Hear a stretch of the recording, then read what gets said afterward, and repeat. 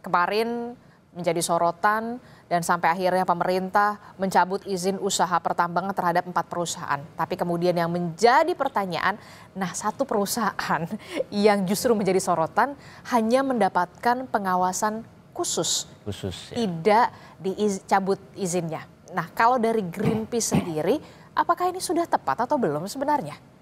Iya, kalau kita bisa lihat ya dari sisi lingkungan bahwa keputusan pencabutan izin dari 4 izin, tapi PT GAC tidak dicabut, saya kira itu tidak menggambarkan bahwa pengambilan keputusan itu berdasarkan pada persoalan-persoalan lingkungan gitu salah satunya. Karena PT GAC ini menjadi bagian dari ekosistem di Raja Ampat gitu. Jadi dia harus dilihat satu kesatuan karena proses geologi yang terjadi di Raja Ampat itu sejak jutaan tahun yang lalu itu menghasilkan kekayaan biodiversitas di sana gitu, kekasan khusus. Nah, PT GAC ini menjadi bagian dari satu gugusan pulau-pulau di Raja Ampat gitu. Nah, sehingga kalau kemudian yang dicabut itu hanya 4 gitu ya, tapi PT GAC yang tidak dicabut itu kenapa? Nah, padahal memang dari awal waktu sejak zamannya Gus Dur itu udah mengkategorikan wilayah ini wilayah kawasan hutan lindung gitu. Nah, kenapa harus ditetapkan kawasan hutan lindung? Karena fungsi ekologinya itu sangat penting. Tapi kemudian dalam proses-prosesnya ada pengecualian untuk pengecualian Perpu gitu yang kemudian dikeluarkan sejak zaman Ibu Megawati itu memperbolehkan mengecualikan 13 izin perusahaan termasuk PT GAC. Nah, karena PT GAC sebelumnya sudah mendapatkan izin ya dari kontrak karya sebelumnya dan itu kemudian di tahun 98 gitu ya, 98. Tapi memang prosesnya udah lama izinnya gitu ya, rejim kontrak karya namanya. Kemudian dia mendapat pengecualian. Itu juga sebenarnya ada protes besar-besaran ya kenapa Megawati kemudian memberikan izin itu dan saat itu kemudian keluar juga undang-undang pesisir dan laut dan pulau-pulau kecil itu nomor 1 tahun 2014 itu menyatakan pulau-pulau di bawah 2000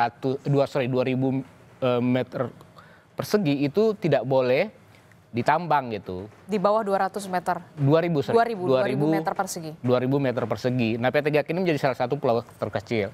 Nah, sehingga ada satu prinsip juga kehati-hatian bahwa itu nggak boleh sebenarnya ditambang secara terbuka.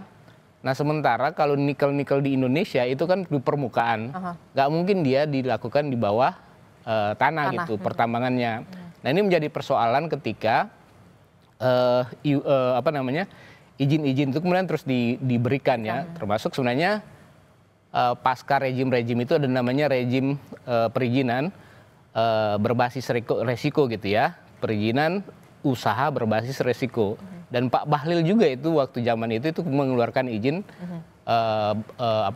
perusahaan berbasis resiko ketika jadi kepala BKPM dan Menteri Investasi. Kalau di sini terlihat izin dari kelima perusahaan termasuk dari anak perusahaan Antam tersebut PT GAC ini sudah diberikan sebelum Indonesia menetapkan Geopark Raja Ampat pada 2017, betul.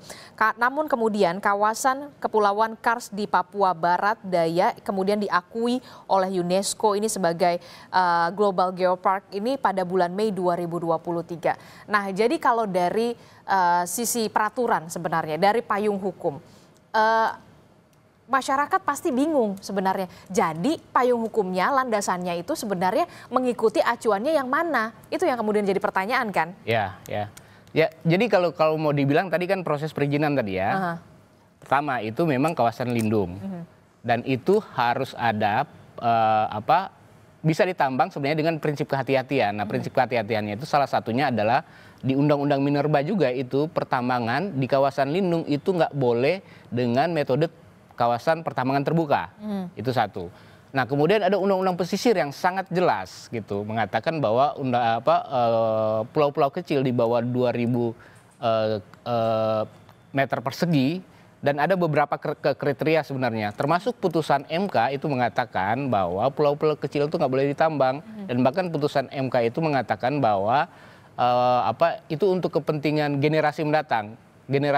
Artinya itu lintas generasi karena pulau-pulau kecil ini kalau dia ditambang misalnya, dan jika perubahan iklim ini semakin meningkat gitu ya, yang paling terdampak itu adalah masyarakat yang tinggal di pulau-pulau sekitar. kecil. Nah, itulah yang kemudian menjadi perhatian kita bersama, bukan hanya soal pariwisatanya, masyarakatnya dulu, Masyarakat yang dan juga tinggal di lingkungannya situ, yang betul. memang dekat sekali di situ begitu ya. Ya.